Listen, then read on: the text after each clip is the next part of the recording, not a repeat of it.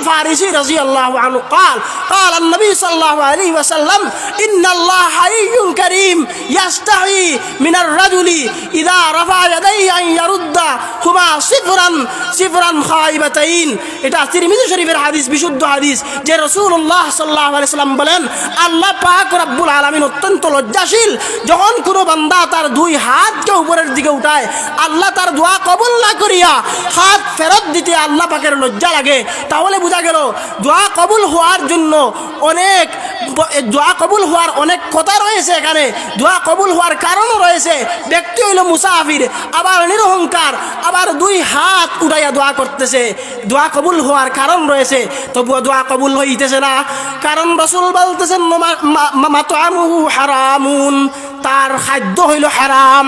মাশরাবুহু হারামুন যে পানীয় পান করে এই পানীয়টাও হারাম যা পান করে তা হারাম এবং সে যা পরিধেয় বস্ত্র পরিধান করে সেও হারাম শিশুকালে তার পিতা তার পেটের মধ্যে যে আহার করাইয়াছে যে খাদ্য দিয়েছে সেটাও হারাম আল্লাহর রাসূল প্রশ্ন ছুটতেছেন আন্না ইউস্তাজাবু লাহু কিভাবে তার দোয়া কবুল হইতে পারে